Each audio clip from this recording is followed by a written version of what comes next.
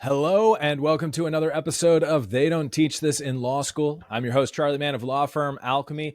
I'm really excited to talk with someone today who I have actually had the opportunity to spend a full day with in a mastermind setting because he falls under the umbrella of law firm support and success while being an attorney himself. So has a really fun, unique perspective on the growth of law firms, on what law firms can be doing to succeed while also implementing the same principles for himself in his practice. So I'm really stoked, really excited to talk with my friend and the founder of Law Firm GC, Johnathan Hawkins. Johnathan, welcome to the show. Charlie, thanks for having me. I've been listening to this podcast since you started it, so I'm excited. Oh, that is fantastic. Well, maybe we'll make some back references that only true fans of the show will know. But everyone who's listened to at least one episode knows that we kick off with the question, what's the one thing they don't teach you in law school? You know, this is a great question and sort of a funny one, but one that I've seen a lot of is law school does not teach attorneys how to deal with staff and employees. And it's funny.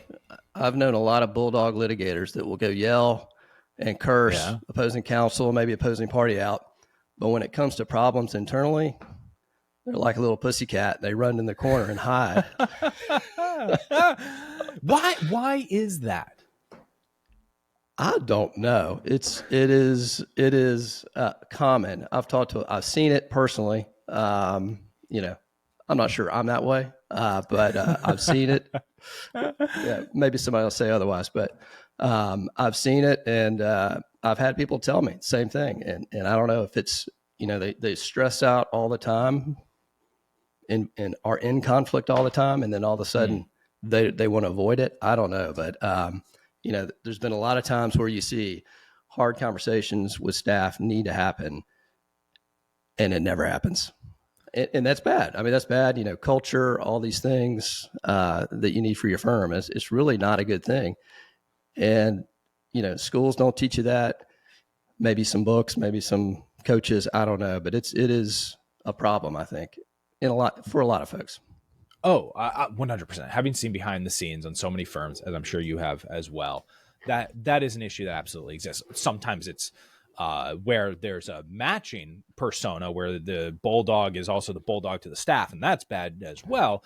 But I'm curious, Johnathan, for yourself, if this is a problem that you've seen, probably you are cognizant of where that could be a fault for yourself. So I'm curious, what steps have you taken to mitigate that issue and make sure that you can have productive conversations with your team? Try to communicate. Try to be honest. It's, I don't want to compare it to talking to your kids, but you love your kids. Why and sometimes not? you just have to have a tough conversation with them. It doesn't mean that they're going to hate you or anything like that. I mean, some of it, you just got to do it. And I think it gets easier too. The more you do it, the easier it gets. So that's sort of my approach, is just bite the bullet and do it. Okay, for the attorney who hears that is like, yeah, all right, cool. I'm ready to bite the bullet.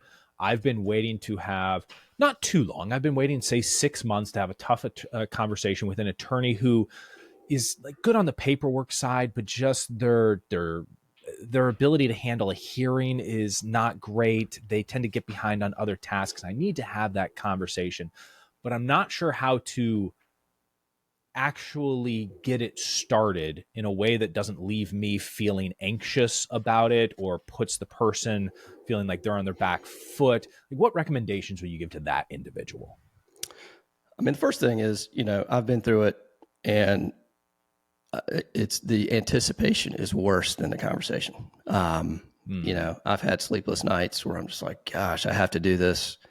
And you avoid it, and it gets worse. And if you have a big team, if it's just one, that's an issue. But the bigger the team, the bigger the potential infection in the office. And it's, it's not just you. It is not just the other person. It's your family, your other staff, their family, all these people and their well-being, depend on this. And sometimes you have to do it. And, a lot of times it may be that it's just the wrong fit, and this person may be feeling the same way, and they don't want to bring up the conversation. And if you have it, then it's better for everybody ultimately. At least that's what I think. That feels like a whole like dirty little secret part of this that few folks talk about, which is that oftentimes when you see the issue, the other individual may realize there's an issue as well. And they're waiting for the proverbial axe to drop. They're living with that semi sword of Damocles situation for themselves hanging above their head.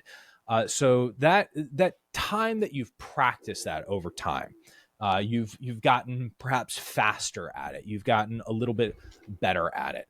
What do you think you do particularly well these days after having had all those practice reps?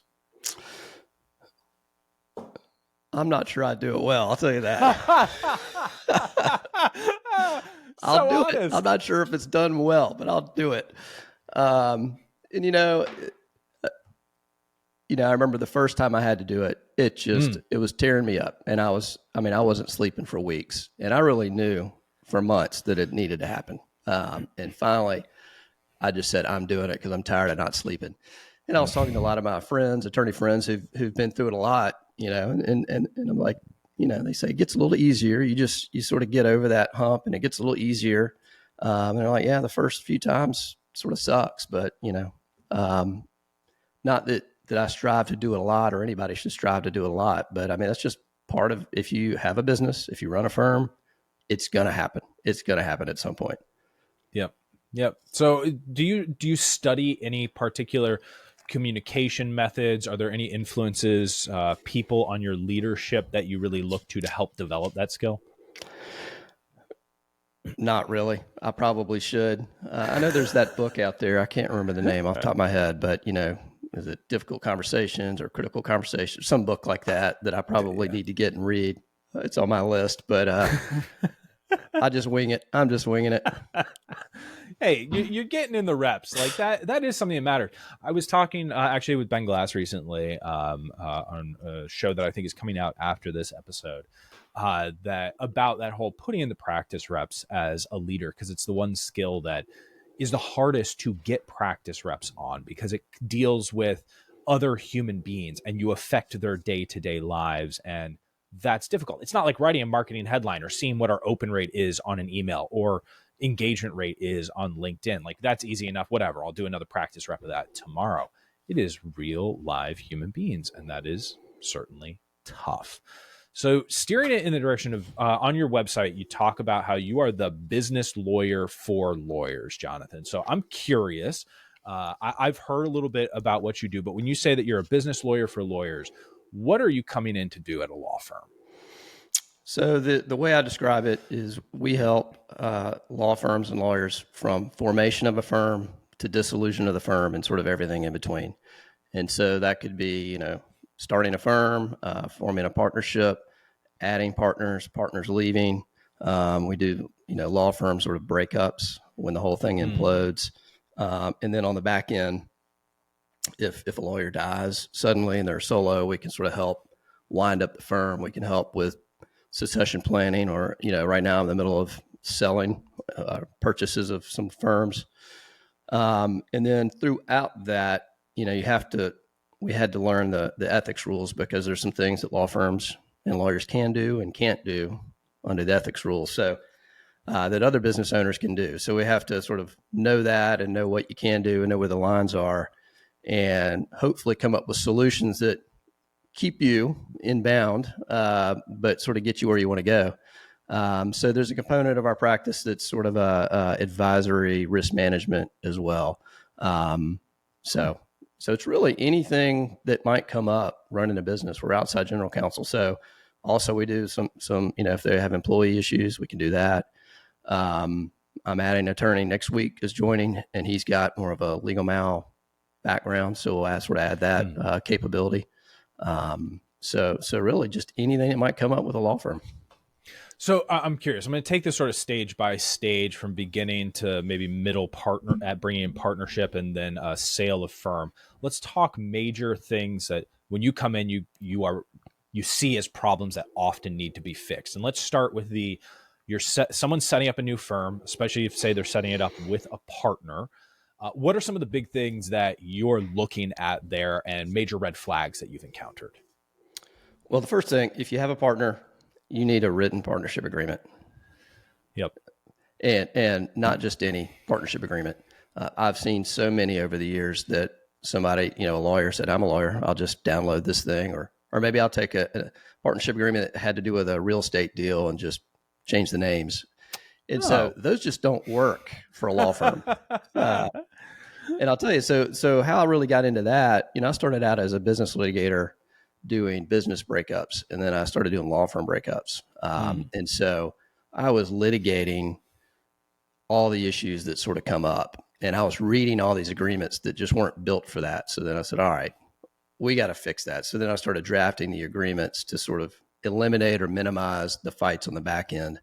And that's really how I got into that. So if you have a partner, get a partnership agreement, and what you need in the agreement is going to be different on the type of firm you have. So, an hourly firm or a high volume firm may be different than a contingency firm.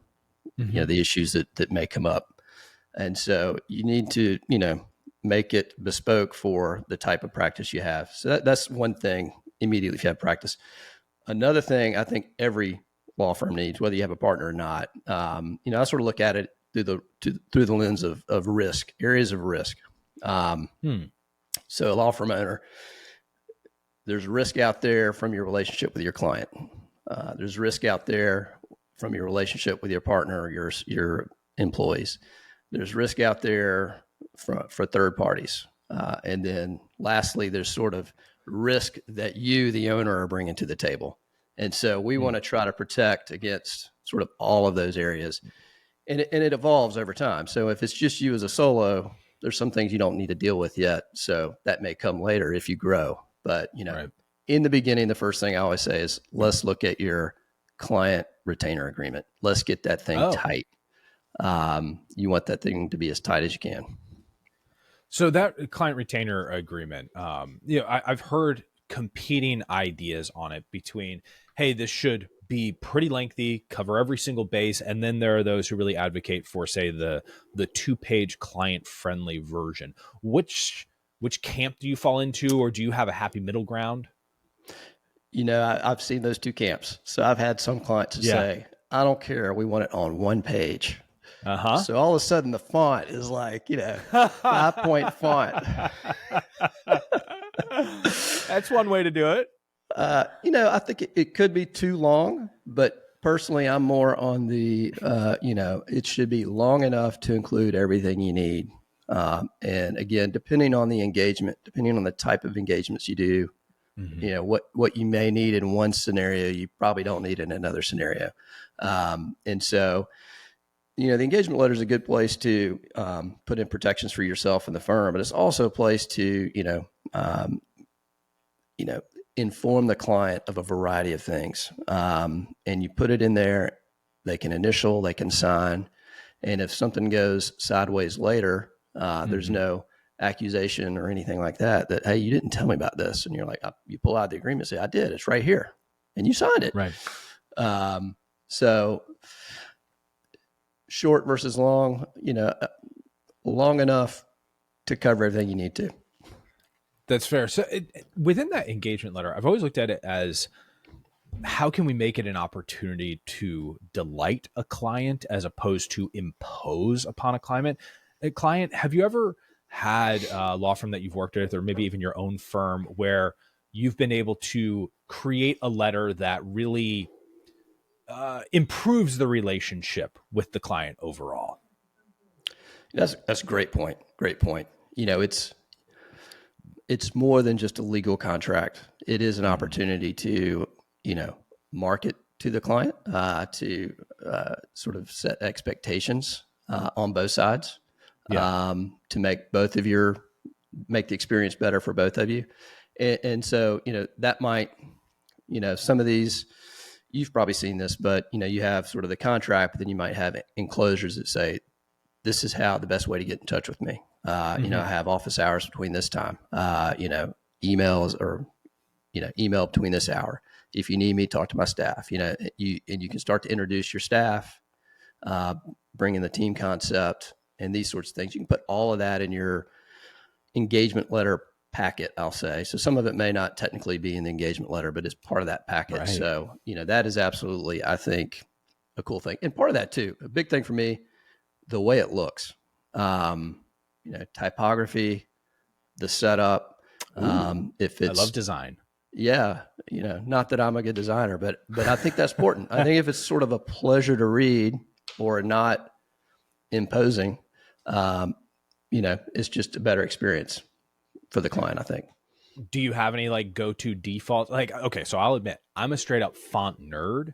So do you have any go-to defaults in terms of, hey, this is how we make it more readable, this is how we improve pacing for the client? Like, do you have any of those that you like to go to? So I use the Palantino.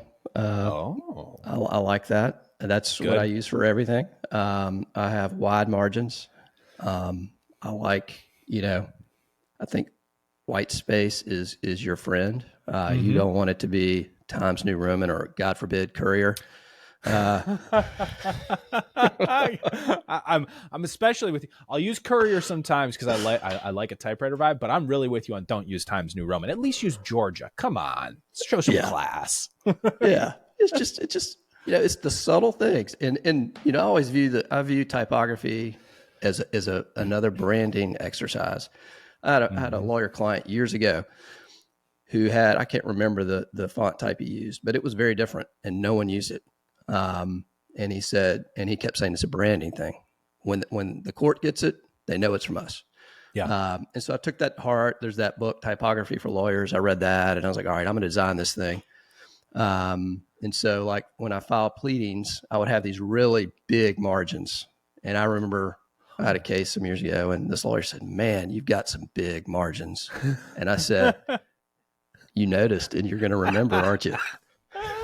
I like it. Creating a brand by margin. I mean, few people are thinking about that. And yet it's something, it is a core essential part. To me, that's the equivalent of a fashion designer who maybe manufactures t-shirts having a very specific shape to their t-shirts. Most people would go, whatever, you're just making another t-shirt. And they're like, no, we make the boxiest t-shirts available, something that's designed for an oversized fit. And you're always going to know that we're the oversized fit folks. You will be able to spot us out on the street just for that. I mean, there is something to it, to having your core thing that you do be different from what other people are seeing.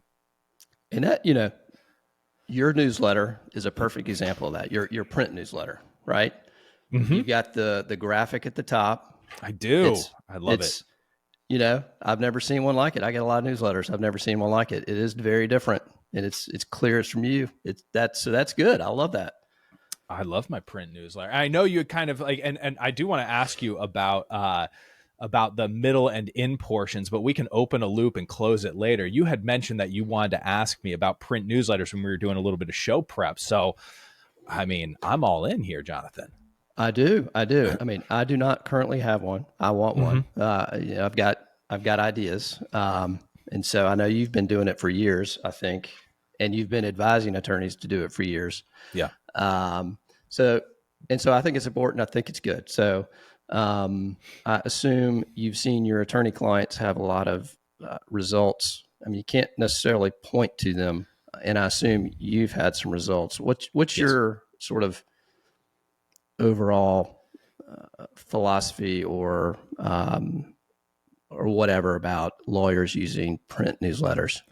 So obviously I'm a huge fan of it. Like you said, right? Like I love print because it stands out. Not as many people are doing it. It's not nearly as crowded of a space. And you're being put up against your quote unquote competition is like junk mail, which makes it very easy for you to stand out. But also people love getting mail, especially mail that has some level of substance to it.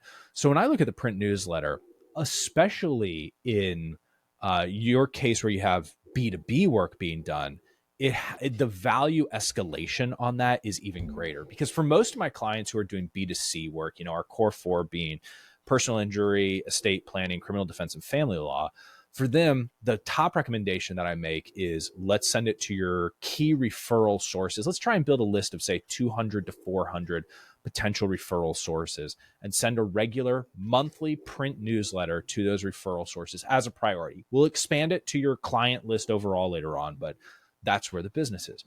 For your firm, you have the ability to go straight, like I'm doing with my business, to go straight to your potential clients and your referral sources. And the whole objective being to be of interest in your newsletter and to talk to them about stuff that might legitimately interest them and gets them to open it and read it habitually. Like, I want my newsletter to become a habit. I want it to be where if my newsletter shows up a week late, you're like starting to like itch and scratch because you don't know that something's wrong, but like there's something missing in your life. And then the newsletter arrives and you go, huh, it's weirdly late this month. Like, I want that type of effect with the newsletter. And part of it is making it somewhat formulaic. You know, someone who receives my newsletter is going to see kind of an opening rant from me. They're going to see a more focused article on page 2. Page 3 is going to be lab reports and results, which is the variety show of stories and curated information. In the back page, I have a mini story and I'm going to have a call to action to go do something, whether it's I'm referring them to some other program that I think is valuable or one of my courses or whatever it might be. And all I'm writing to is, what do I think my ideal client would love to read? That's the whole thing that I'm doing. So I'm curious, what's stopping you from sending a print newsletter? Honestly, time right now. I mean, I've already sketched out what I think it's going to look like, the columns or the formula, as you said. And then, I just got to get it done. So I'm curious. Sure. So B2C versus B2B. Obviously the B2C, you see a lot of like recipes and games and that sort of thing. Yeah. In your opinion, you don't put anything like that really in yours. Does that don't. have a place, or is that, what do you think? So the only reason it doesn't have a place in my newsletter is because I'm long-winded, frankly. I have on multiple occasions brought down the font size of my newsletter to fit more of what I'm trying to write in there. But personally, if I was having trouble producing it, I would absolutely include some type of sourced puzzle, whether it's a Sudoku, a mini crossword, anything like that, because I do think that there actually is a place for those materials. Even your regular version of that interactive piece could be an app, like my app of the month that you're really enjoying, or here's the workout of the month to try out. Having those types of regular personality, non-business things absolutely have a place. And actually, I was talking with a coaching client recently who he sends out a consumer style newsletter, and he also sends out a newsletter that is focused on referral sources. The consumer style one has a puzzle in it, and it has a recipe in it. And he ran into one of the people who gets both of the newsletters, who's a business owner. And he asked this individual, which one do you prefer? And she actually preferred the consumer style newsletter. That was her favorite to read. Now, she read both, but she really enjoyed reading the consumer style newsletter. So it was, look, one point of data there. We don't draw infinite conclusions on it, but it shows that we should never underestimate the joy that people get in receiving that sort of thing. I mean, there's a reason that People magazine remains still successful. It's got a bunch of what we would consider garbage in there, but boy, oh boy, it's addicting garbage. Mm-hmm. So one more question. We won't have to belabor this anymore, but I'm curious. So you said sort of start with maybe 200, 400. Yeah. Do you have sort of a rule of thumb? So the number that you should send out in relation to maybe the size of the firm in terms of people or revenue, have you ever sort of thought through that? If you're a big firm, presumably you have more, people you can send it to. I think you had Marco Brown on. I talked to him, and he says he sends his newsletter to every attorney in the state of Utah, which, I don't know how many attorneys are out there, but that's probably not a small cost. But It's not. So look, I've worked with firms that are sending, say, 10,000 newsletters a month, and they're putting $12,000 to $15,000 per month into that newsletter. In some of them are slightly more volume-oriented PI firms that have their consumers on there. Some of them are very focused on sending to, say, 1,000 to 4,000 attorneys. Oftentimes, if I'm dealing with that type of individual and they're doing that, it's across multiple states rather than just all the attorneys within a state. Now, I love that idea of what Marco is doing there. That's fantastic.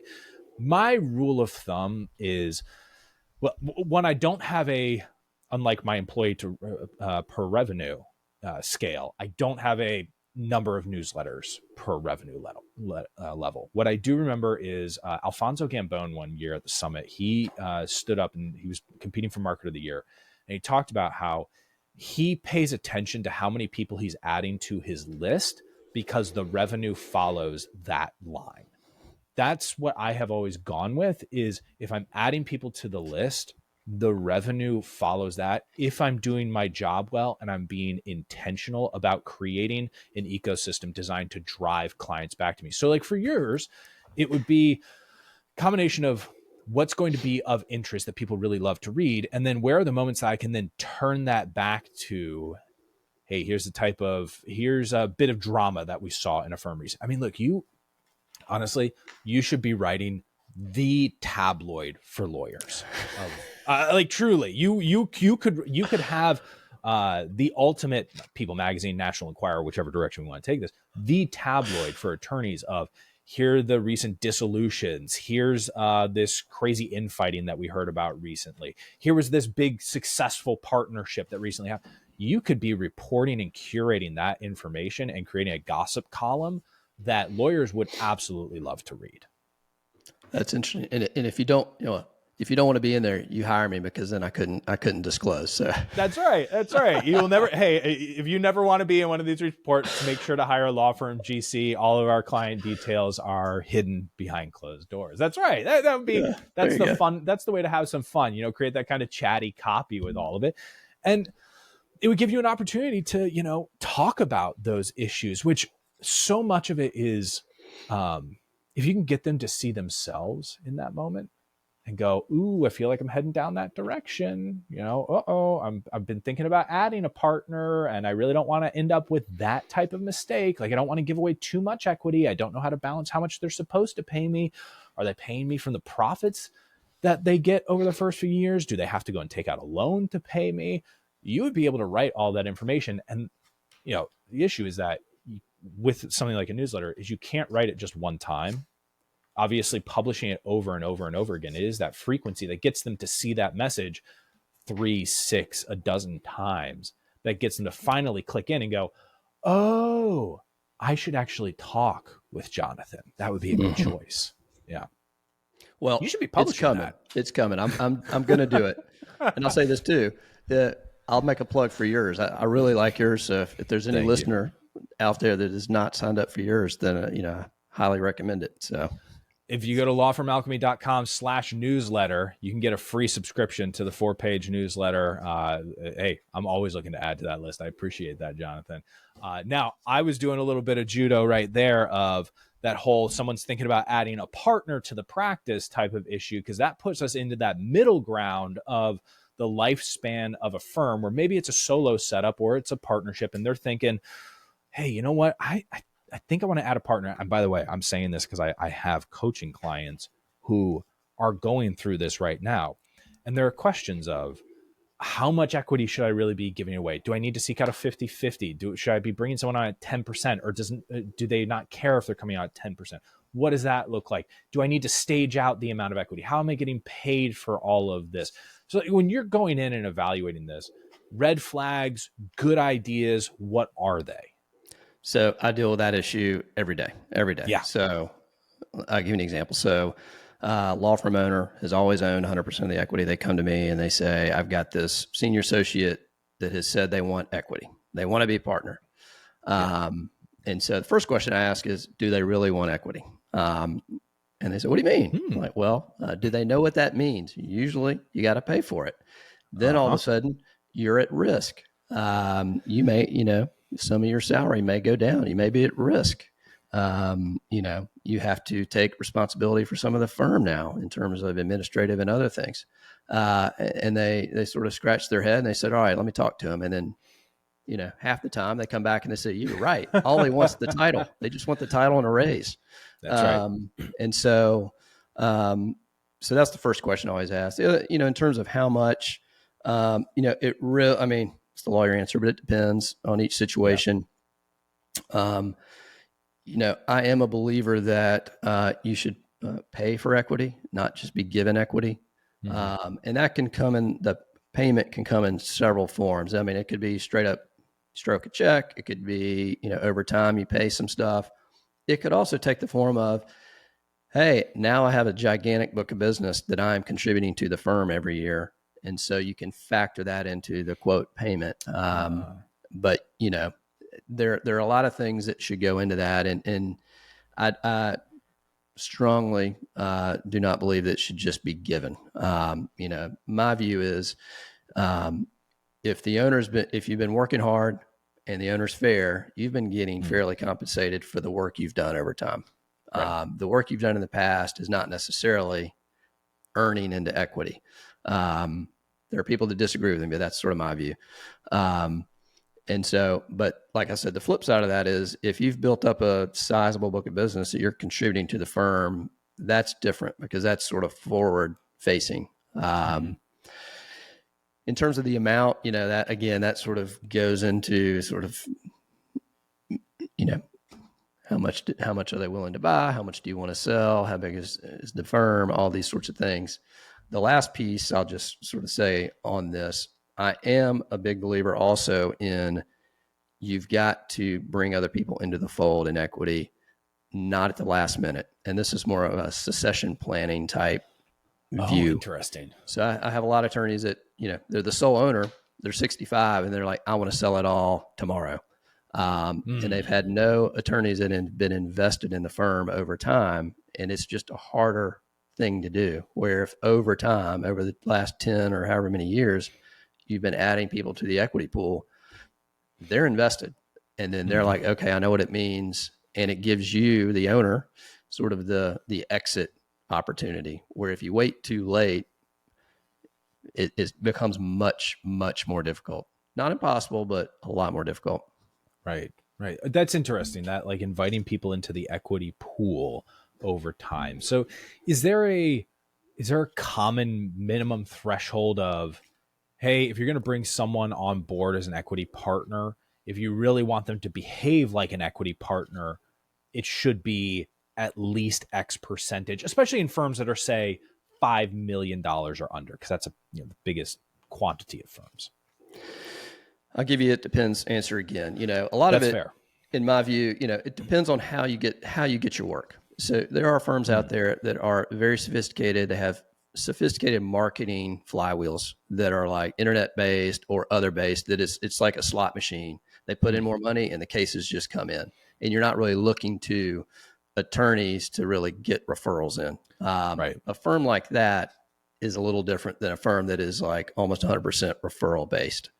And so in the first example, I think you want experts and high performers, people that can do the work and do well. And even within that, you've seen this probably, somebody might be a really good trial lawyer.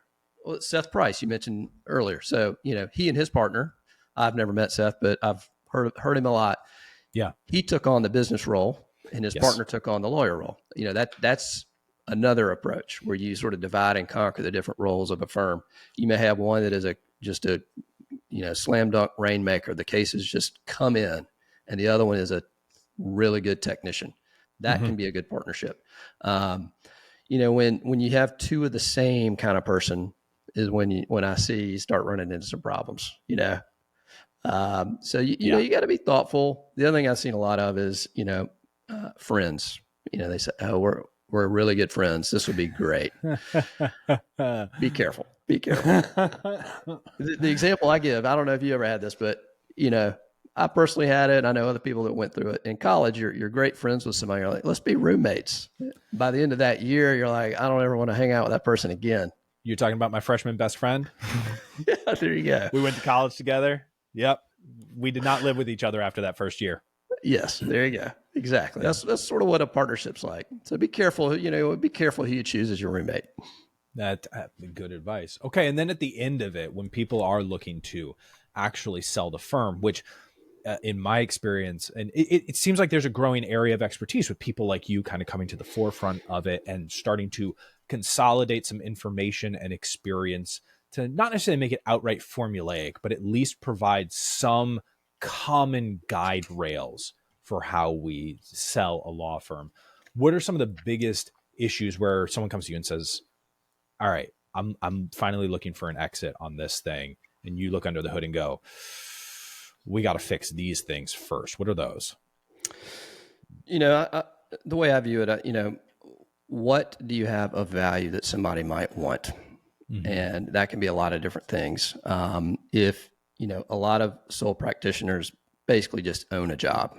Yes. They do everything. They get the clients. That's going to be really hard to sell. I'll just be honest. I think you could get something, but you're not going to get much. So you might have Thank you for the reality check on that. I think a lot of firm owners need to hear that when you've got that sole practice, some people might pay, $50,000, $75,000 to buy your job, but they might not pay much more. Exactly. Maybe you've got a pretty decent old client list that somebody could get some value of, maybe. Maybe you've got a good phone number. Some firms, you might have, in certain towns, you may have a good location that might be worth somebody getting into. That's fair. There's some other firms where, that during COVID, I was reading a lot, talent was hard to come by. Talent was really hard to come by in all industries. But I did see that there was an uptick in law firm acquisition, and the driver was to acquire talent. Ooh. It was really to get the people, which was interesting. I don't know if that's really going on now, but that there was a wave of that. But for me, the first thing is don't wait till the end. You need at least, some people say at least 3 years. I really think 5. I think others I've talked to, start from the beginning. When you set up your firm, always be thinking, what can I do?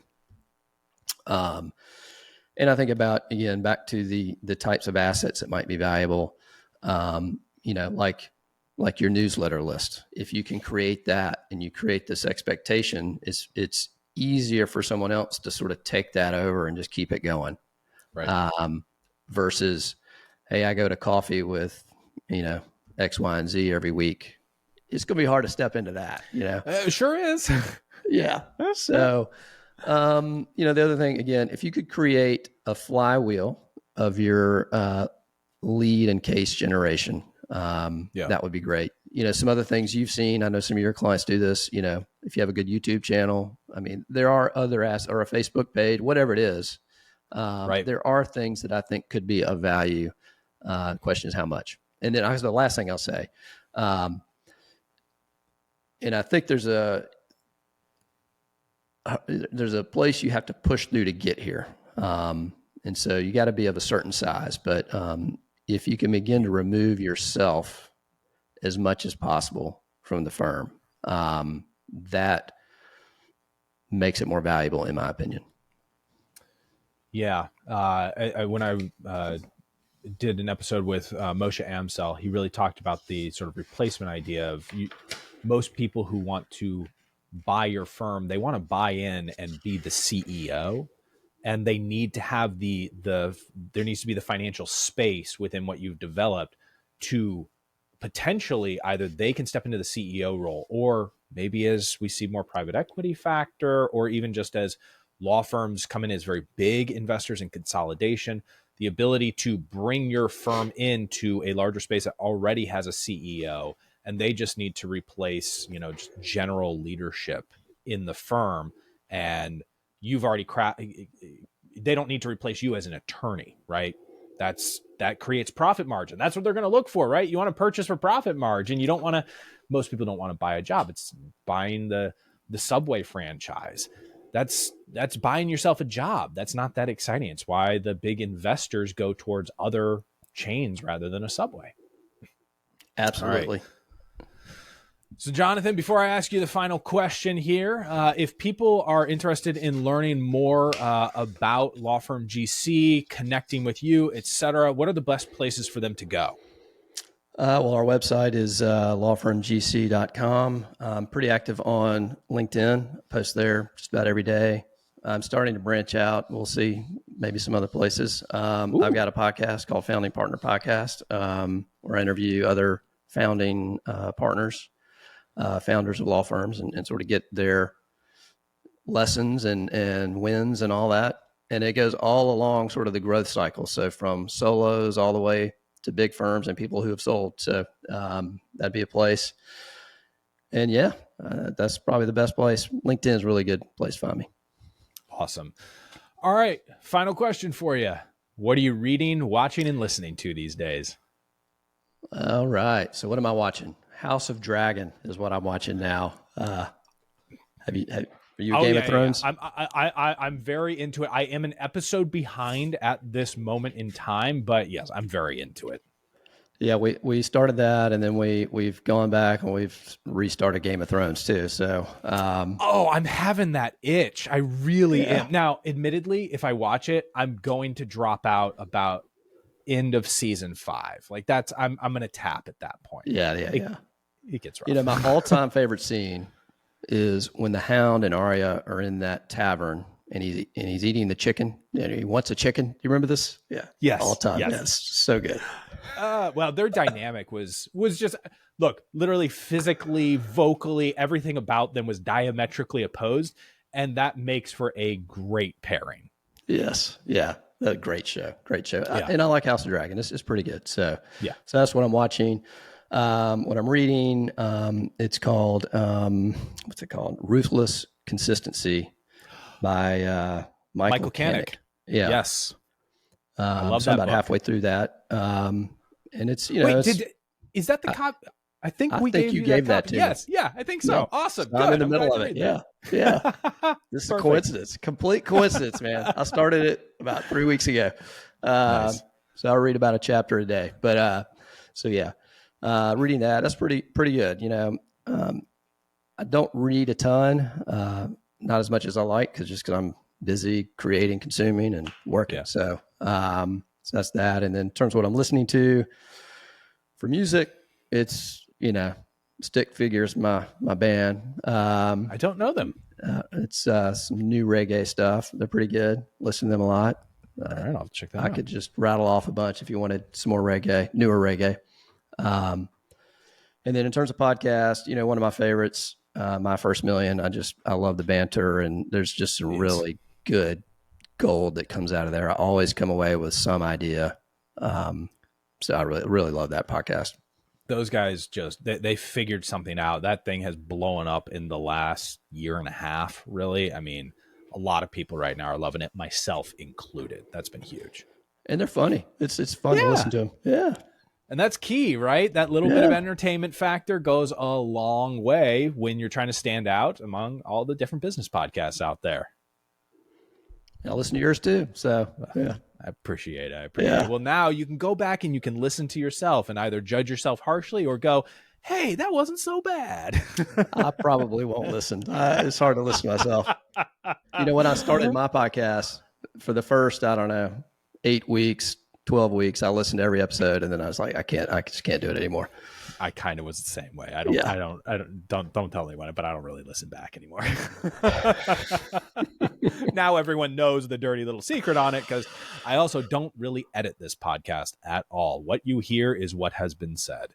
Well, Johnathan, thank you so much for the good time here, for sharing your insight, wisdom, all that good stuff on the firm, and for our little detour into print newsletters. Always a little treat to have it be back and forth. So thank you so much for your time today, man. Thank you. I enjoyed it. And we'll see you all in the next episode. They Don't Teach This in Law School.